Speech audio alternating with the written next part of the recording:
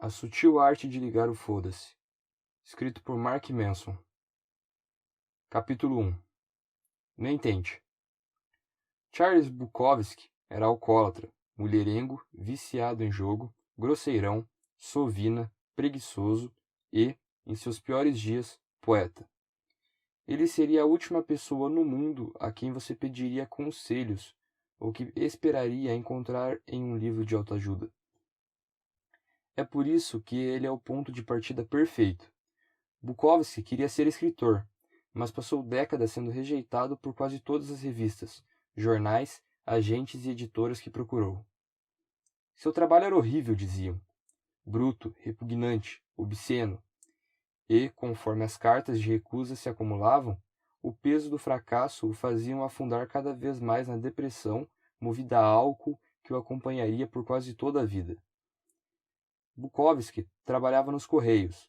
O salário era ridículo. Ele gastava quase tudo em bebida.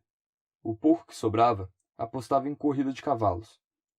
À noite, bebia sozinho, às vezes escrevendo poemas em sua velha e surrada máquina de escrever. Não raro acordava no chão, tendo apagado de tão bêbado. 3 décadas se passaram assim, resumidas a um grande borrão de álcool, drogas, jogatina e prostitutas. Até que, aos 50 anos, após toda uma vida de fracassos e autodepreciação, o editor de uma pequena editora independente desenvolveu um estranho interesse por ele. O editor não podia oferecer muito dinheiro nem prometer boas vendas, mas demonstrava uma afeição incomum por aquele bêbado imprestável e decidiu arriscar. Era a primeira chance real que Bukowski tinha e, como ele se deu conta, provavelmente a única. Ele respondeu ao editor: "Eu tenho 2 opções: ficar nos Correios e enlouquecer, ou dar uma de escritor e morrer de fome. Decidi morrer de fome." 3 semanas depois de assinar o contrato, Bukowski tinha o primeiro romance pronto. Chamava-se Cartas na Rua. A dedicatória foi a ninguém. Bukowski se tornou um escritor e poeta muito bem-sucedido. Publicou 6 romances e centenas de poemas, vendendo no total mais de 2 milhões de exemplares. Sua popularidade desafiou todas as expectativas, principalmente as dele próprio. Histórias como a de Bukowski são a base de nossa narrativa cultural. Sua trajetória personifica o sonho americano. Lute pelo que você quer e nunca desista, e assim alcançará seus sonhos mais loucos. É um roteiro de filme pronto. Todos nós, ao olharmos para histórias como a de Bukowski, dizemos: viu? Ele nunca desistiu. Continuou tentando, sempre acreditou em si mesmo, persistiu até nas adversidades e chegou lá. Então é estranho que o epitáfio de Bukowski seja "Nem tente." Pois é, apesar das vendas e da fama, Bukowski era um fracassado. Ele sabia disso. Seu sucesso não brotou de uma grande vontade de vencer na vida, mas da consciência do contrário. Ele sabia que era um fracassado. Aceitava o fato e escrevia honestamente sobre isso. Nunca tentou ser quem não era. A obra de Bukowski não se sustenta na ideia de superar obstáculos impensáveis, nem de se empenhar para ser um gênio literário. É o oposto. Seu sucesso vem da completa e inabalável honestidade consigo mesmo, sobretudo em relação às piores partes, e da capacidade de falar abertamente sobre seus fracassos, sem hesitação ou dúvida. Essa é a verdadeira origem do sucesso de Bukowski: sentir-se confortável com o fracasso. Ele estava pouco se lixando para ser bem-sucedido. Mesmo depois da fama, continuava ainda a leituras de poesias caindo de bêbado e xingava a plateia. Ainda se expunha em público e tentava transar com qualquer mulher que via pela frente. Fama e sucesso não fizeram dele uma pessoa melhor, e não foi se tornando uma pessoa melhor que ele alcançou fama e sucesso. Muitas vezes, o autoaprimoramento e o sucesso andam de mãos dadas. Não significam que sejam a mesma coisa. A cultura em que vivemos hoje nutre obsessivamente expectativas pouco realistas. Ser mais feliz, ser mais saudável, ser o melhor, superior aos outros, ser mais inteligente, mais rápido, mais rico, mais bonito, mais popular, mais produtivo, mais invejado e mais admirado. Ser perfeito, incrível e cagar pepitas de ouro de 12 quilates antes de beijar uma esposa impecável e 2 filhos perfeitos no café da manhã. Depois ir de helicóptero para seu emprego extremamente gratificante, onde você passa os dias fazendo um trabalho importantíssimo que um dia ainda vai salvar o planeta. No entanto, se pararmos para pensar, os conselhos de vida mais comuns, aquelas mensagens positivas e felizes de autoajuda que ouvimos o tempo todo, na verdade se concentram no que não temos. Eles miram direto no que já vemos como falhas e fracassos pessoais, só para torná-los ainda piores aos nossos olhos. Só aprendemos as melhores maneiras de ganhar dinheiro porque achamos que não temos o suficiente. Só paramos diante do espelho e repetimos para nós mesmos que somos bonitos porque não nos achamos bonitos. Só seguimos dicas de namoro e relacionamentos porque achamos impossível sermos amados. Só fazemos exercícios ridículos de visualização de sucesso porque não nos sentimos bem-sucedidos. Ironicamente, essa fixação no positivo, no que é melhor ou superior, só serve como um lembrete do que não somos, do que nos falta, do que já deveríamos ter conquistado, mas não conseguimos. Afinal de contas, nenhuma pessoa realmente feliz sente necessidade de ficar falando que é feliz para si mesma no espelho. Ela simplesmente é. Há um ditado que diz: cão que ladra não morde. Um homem confiante não precisa provar que é confiante. Uma mulher rica não tem necessidade de convencer ninguém que ela é rica. Ou você é ou não é. E se você passa o tempo todo sonhando em ser alguma coisa, está inconscientemente reforçando a mesma realidade. Você não é aquilo. Todo mundo e todos os programas de TV querem nos convencer de que a felicidade depende de um emprego melhor, um carro mais potente, uma namorada mais bonita, uma jacuzzi, uma piscina para os filhos. O mundo não cansa de indicar um caminho para a felicidade, que se resume a mais e mais e mais. Compre mais, tenha mais, faça mais, transe mais, seja mais. Somos constantemente bombardeados com a necessidade de ter tudo o tempo todo. Você precisa de uma TV nova. Você precisa fazer uma viagem de férias melhor que as dos seus colegas de trabalho. Você precisa comprar um móvel sofisticado para a sua sala. Você precisa do tipo certo de pau de selfie. Por quê? Meu palpite? Porque criar necessidades é bom para os negócios. Nada contra os bons negócios, mas ter necessidades demais faz mal para a sua saúde mental. Você acaba se agarrando demais ao que é superficial e falso, dedicando a vida à meta de alcançar uma miragem de felicidade e satisfação. O segredo para uma vida melhor não é precisar de mais coisas, é se importar com menos, é apenas com o que é verdadeiro, imediato e importante. O círculo vicioso infernal. O cérebro humano tem uma peculiaridade traiçoeira, que se não tomarmos cuidado pode nos enlouquecer. Veja se isso lhe é familiar. Você está ansioso porque precisa confrontar alguém. Essa ansiedade o domina e você começa a se perguntar por que está tão ansioso. Agora você está ansioso por medo de ficar mais ansioso. Ah não, ansiedade em dose dupla. E aí você fica ansioso com a sua ansiedade, o que causa ainda mais ansiedade. Um uísque rápido. Ou então, digamos que o problema seja a raiva.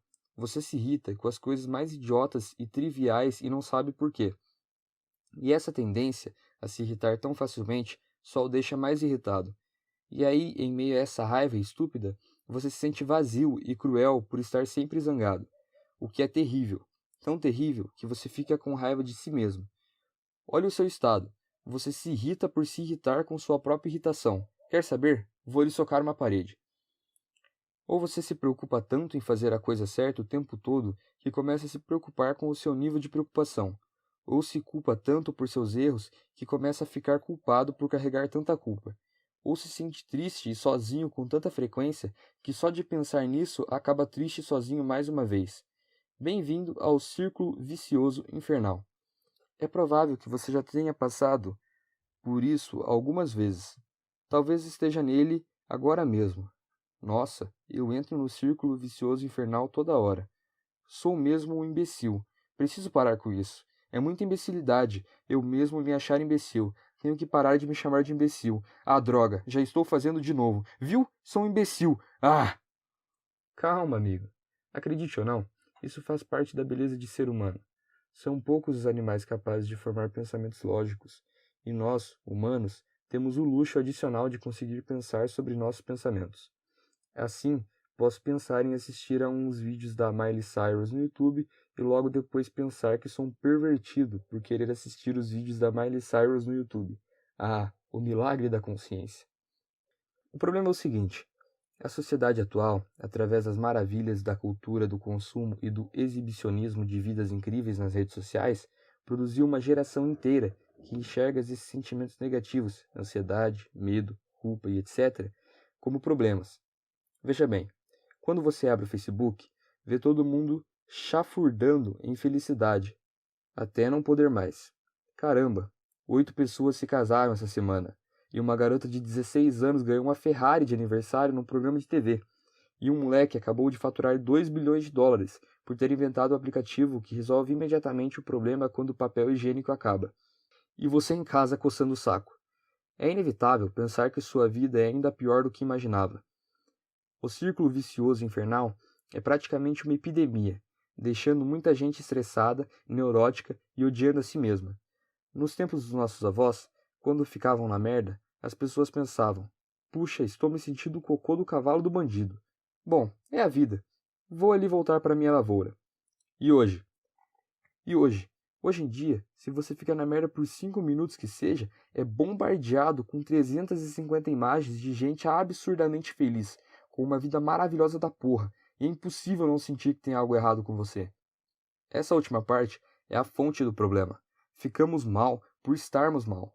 Nos culpamos por nos culparmos. Ficamos irritados com a nossa irritação, ansiosos com a nossa ansiedade. Qual é o meu problema? Daí a importância de ligar o foda-se. É isso que vai nos salvar, nos fazendo aceitar que o mundo é uma doideira e que está tudo bem, porque sempre foi assim e sempre será.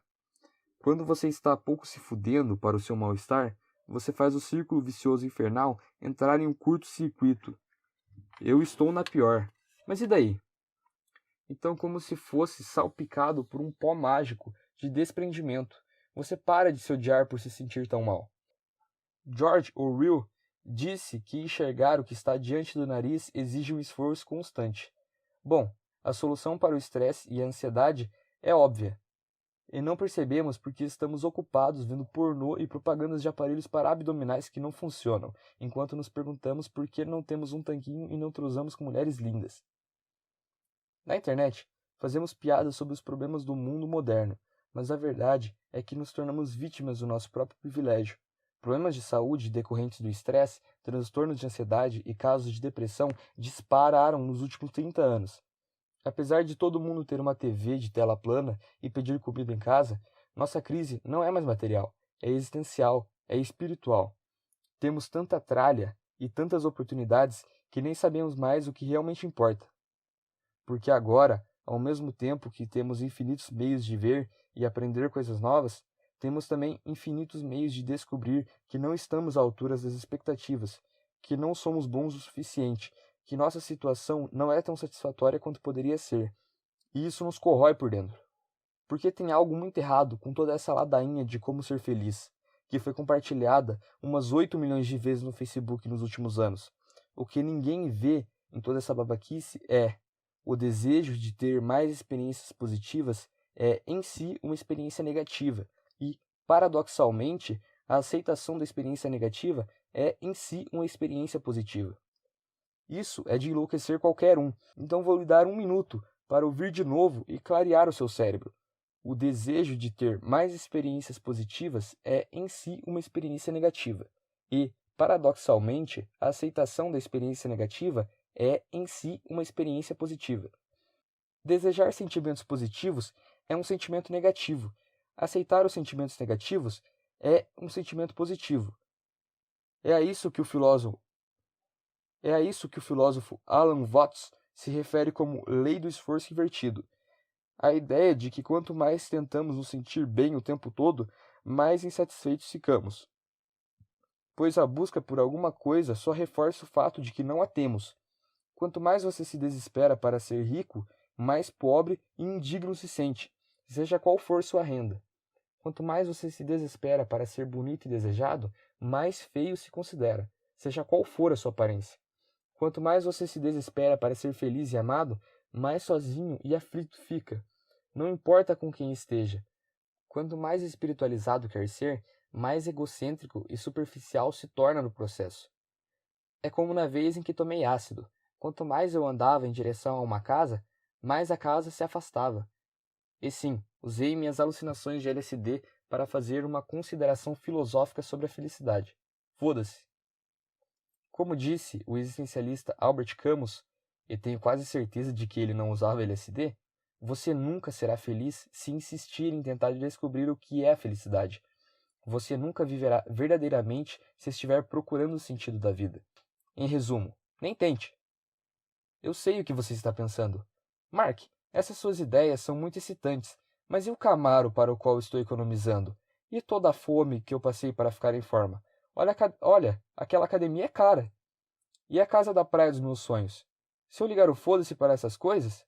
Bem, nunca vou conseguir nada. Não é isso que eu quero. Que bom que você tocou nessa questão. Já percebeu que, às vezes, quando você se importa menos com alguma coisa, acaba se saindo melhor? Já notou que geralmente é a pessoa menos empenhada que acaba se dando bem? Já reparou que, às vezes, quando você para de se importar tanto, tudo começa a entrar nos eixos? Por que isso acontece? O interessante sobre a lei do esforço invertido é que ela não tem esse nome à toa. Ligar o foda-se funciona ao contrário. Se buscar o positivo é negativo, então buscar o negativo gera o positivo. O sofrimento que você passa na academia lhe dá mais saúde e energia. Os erros que você comete no trabalho permitem que você compreenda melhor o que é preciso para ser bem-sucedido. Paradoxalmente, lidar abertamente com suas inseguranças torna você mais confiante e carismático. O incômodo de um confronto honesto é o que gera maior confiança e respeito. Enfrentar seus medos e suas ansiedades é o que vai fazer você criar coragem e perseverança. Sério, eu poderia falar disso por horas, mas acho que já deu para entender. Tudo que vale a pena na vida só é obtido ao superar o sentimento negativo associado a ele. Toda tentativa de escapar do negativo, de evitá-lo, suprimi-lo ou silenciá-lo, sai pela culatra. Evitar o sofrimento é uma forma de sofrimento. Evitar dificuldades é uma dificuldade. Negar o fracasso é fracassar.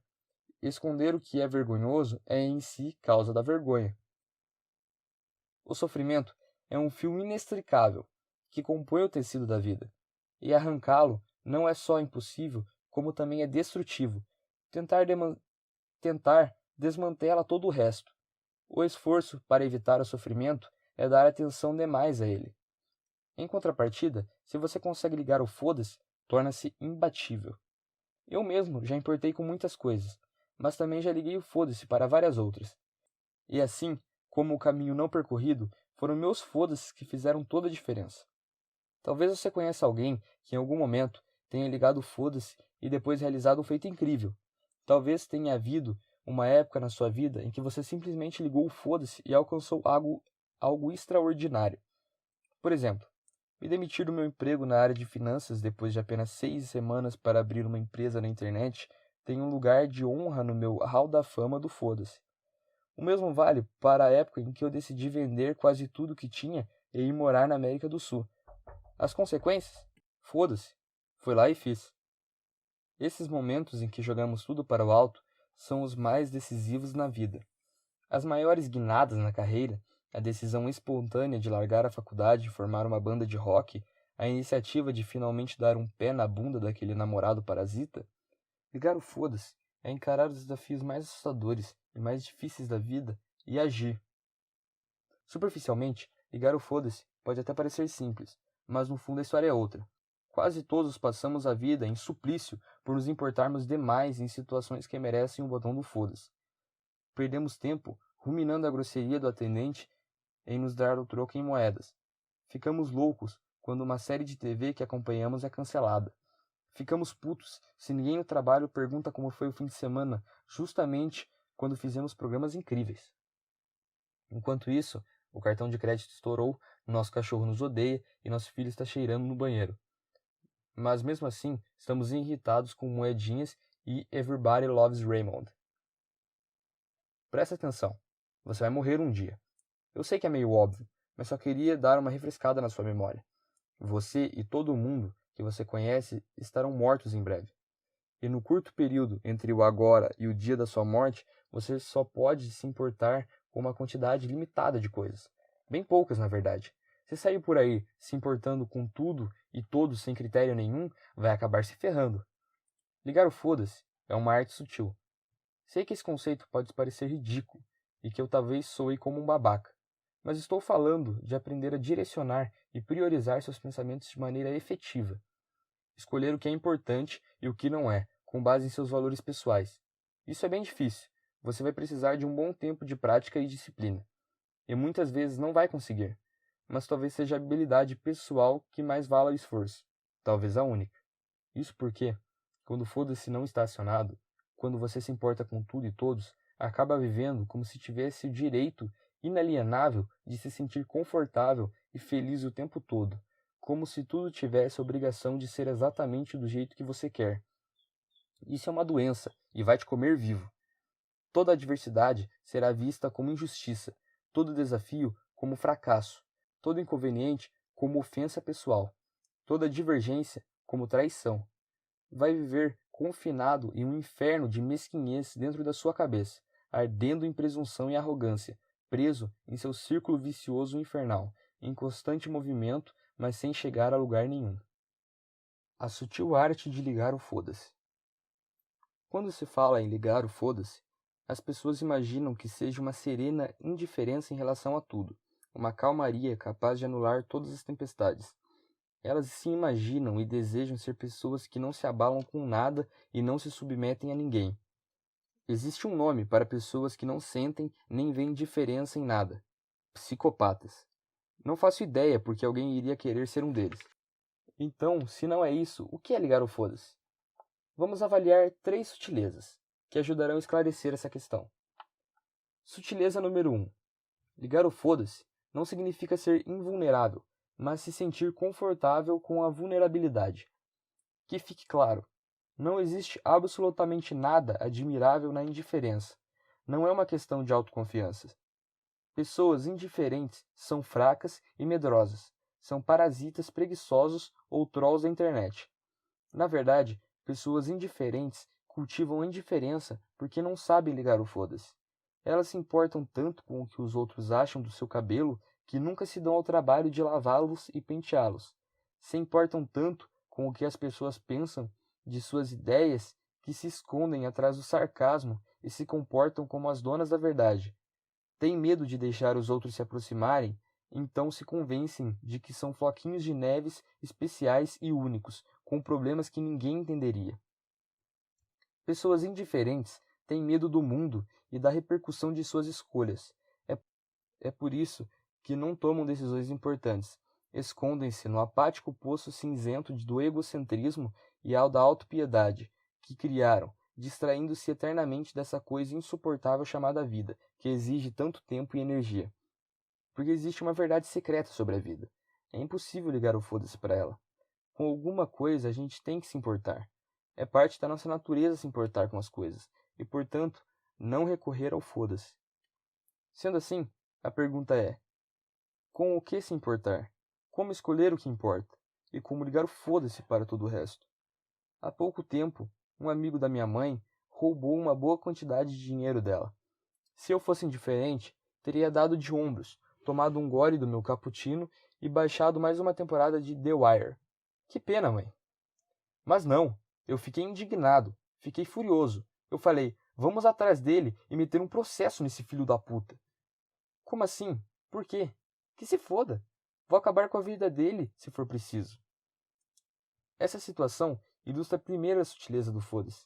Quando dizemos: nossa, cuidado, o Mark Manson está pouco se fudendo. Não estamos dizendo que o Mark Manson não liga para nada. Pelo contrário, estamos dizendo que o Mark Manson não está nem aí para os obstáculos que o separam de seus objetivos. Não quer saber se vai irritar algumas pessoas para fazer o que considera certo, importante ou nobre. Estamos falando que o Mark Manson é o tipo de pessoa que escreve sobre si mesmo na terceira pessoa só porque quer. Ele está pouco se fudendo. Isso é o mais admirável. Não eu, seu tonto. O conceito de superar as adversidades e a disposição de ser diferente, excluído, um pária, tudo em nome dos valores pessoais. A capacidade de encarar o fracasso de peito aberto. É admirável quem liga o foda-se para os problemas, para as derrotas, para o risco de fazer papel de bobo ou de se dar mal algumas vezes. Quem ri do perigo e segue em frente, porque sabe que é o certo. Sabe que é mais importante que si mesmo, mais importante que seus sentimentos, seu orgulho e seu ego. Essas pessoas não dizem foda-se para tudo na vida, e sim para tudo aquilo que é dispensável na vida. Elas guardam sua preocupação para o que realmente importa: amigos, família, objetivos, pizza e um processo judicial de vez em quando. E por isso, por elas preservarem seus foda-se para o que não importa, os outros passam a se importar com elas. Porque eis outra verdade secreta sobre a vida. Não tem como ser importante e transformador para algumas pessoas sem ser uma piada e um constrangimento para outras. É impossível, porque não existe ausência de adversidade. Não existe pronto. Dizem que, aonde quer que você vá, há uma tonelada de adversidades e fracassos esperando. Esse não é um problema. A ideia não é fugir das merdas, é descobrir com qual tipo de merda você prefere lidar. Sutileza número 2. Se quiser ligar o foda-se para as adversidades, primeiro você precisa se importar com algo mais importante que elas. Imagine que você está no supermercado e vê uma senhorinha gritar com o caixa, reclamando que tinha visto um produto na promoção por 30 centavos a menos. Por que se importar com isso? São só 30 centavos? Vou explicar. Aquela senhora não deve ter nada melhor para fazer com seus dias além de ficar em casa catando promoções no jornal. Ela é velha e solitária. Os filhos são os escrotos que nunca a visitam. Ela não transa há mais de 30 anos. Não consegue peidar sem sentir uma dor horrorosa na lombar. Sua aposentadoria não dá para nada, e ela provavelmente vai morrer de fralda achando que está na terra das fadas. Então, ela coleciona promoções. É tudo que essa senhora tem. Só ela e os encartes de promoções. É só com isso que ela se importa, porque não existe mais nada com que se importar. Assim, quando aquele caixa entediado se recusa a validar a promoção, quando defende a pureza de sua caixa registradora, como os cavaleiros medievais defendiam a virgindade das donzelas, pode apostar que a vovó vai entrar em erupção. 80 anos de frustração vão desmoronar de uma vez só. Uma furiosa tempestade de "na minha época" e ninguém mais tem respeito. O problema das pessoas que se agarram a qualquer banalidade, como se daquilo dependesse sua maldita vida, é que elas não têm mais nada interessante com que se importar. Se você estiver sempre dando importância demais para tudo quanto é coisinha, a nova foto que seu ex postou, as pilhas do controle remoto que acabaram de novo, a promoção de sabonete líquido que você perdeu, é bem possível que sua vida esteja um marasmo e você não tenha nada legítimo com que se importar.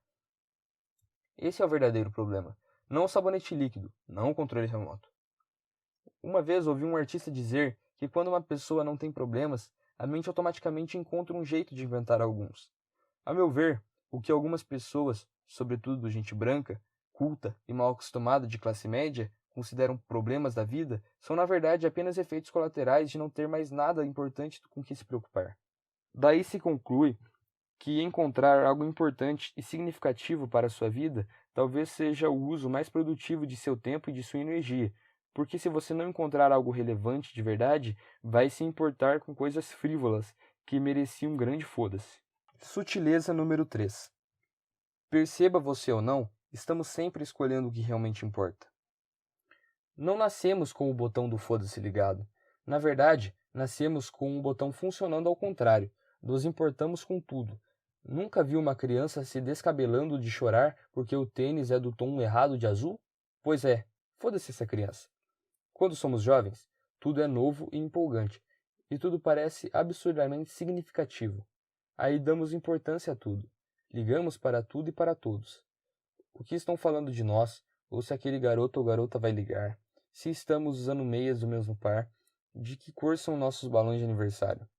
Conforme envelhecemos, com o benefício da experiência, e depois de ver tanto tempo passar, começamos a notar que grande parte dessas coisas não interfere em nada em nossa vida.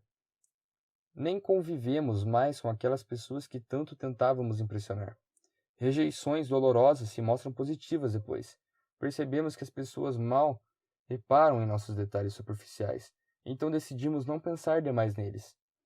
Basicamente, nossa disposição emocional se torna mais seletiva. Isso se chama maturidade. É legal. Você deveria experimentar qualquer dia desses. Maturidade é o que acontece quando aprendemos a só ligar para o que vale a pena.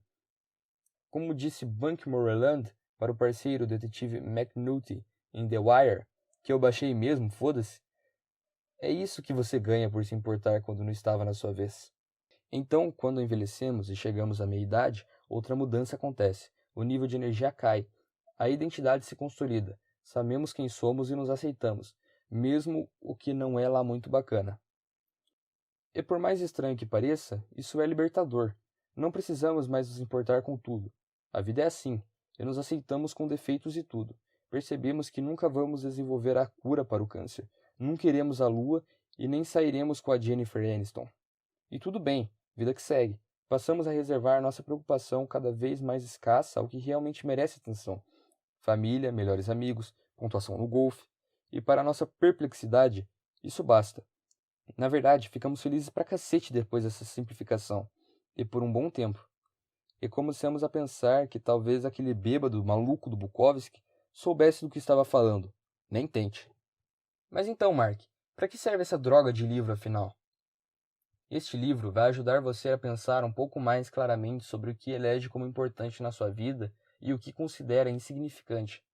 Acredito que estamos enfrentando uma epidemia de cegueira psicológica, que faz as pessoas não enxergarem que é normal as coisas darem errado de vez em quando. Sei que parece ser simplesmente preguiça intelectual, mas juro que é quase uma questão de vida ou morte.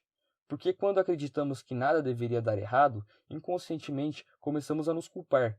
Começamos a desconfiar que tem alguma coisa errada com a gente, e que nos leva a todo tipo de absurdo na tentativa de reverter isso, como comprar 40 pares de sapato, tomar calmante com vodka numa noite de terça-feira ou atirar num ônibus de escola cheio de criancinhas. Essa crença de que não conseguir uma coisa ou outra é um problema acaba alimentando o crescente círculo vicioso infernal, que ameaça dominar nossa cultura. A ideia de ligar o foda-se é um jeito simples de reorientar nossas expectativas e descobrir o que é ou não importante na nossa vida. Quando desenvolvemos essa habilidade, experimentamos o que considero uma espécie de iluminação prática. Não aquela iluminação babaca e idealista do êxtase eterno e do fim de toda a dor. Eu vejo a iluminação prática como a possibilidade de se sentir confortável com a ideia de que um pouco de sofrimento é sempre inevitável, que por mais que nos esforcemos, a vida é feita de fracassos, perdas, arrependimentos e até morte. Quando você passa a se sentir confortável com toda a merda que a vida joga na sua cara, e ainda vai rolar muita merda, pode acreditar, você se torna invencível, num sentido bem levemente espiritual. Afinal de contas, o único jeito de superar a dor é aprender a suportá-la. Este livro está pouco se fudendo para o alívio dos seus problemas ou da sua dor, e é exatamente por isso que você vai perceber que o que está escrito aqui é verdade. Este livro não é um guia para a grandeza. Não poderia ser, porque a grandeza é apenas uma ilusão criada pela nossa mente, um destino fictício que nos obrigamos a buscar, nossa Atlântida psicológica. Esse método vai transformar sua dor numa ferramenta, seu trauma em poder, seus problemas em problemas ligeiramente menores. Isso já é alguma coisa. Pense nesse livro como um guia para o sofrimento, que ensina a sofrer da melhor forma, com mais significado, mais compaixão e mais humildade. A ideia é que você tenha uma vida mais leve, apesar dos fardos que carrega, que conviva melhor com seus maiores medos e ria das lágrimas enquanto chora. Este livro não vai ensiná-lo a subir na vida ou alcançar os seus objetivos, e sim a errar e perder sem se destruir por isso. Vai ensiná-lo a fazer um inventário de sua vida, identificar os itens mais importantes e então eliminar todo o resto. Vai ensiná-los a fechar os olhos e confiar que é possível escorregar e não sofrer nada grave. Vai ensiná-lo a direcionar sua atenção para evitar desperdiçá-la. Vai ensiná-lo a nem tentar.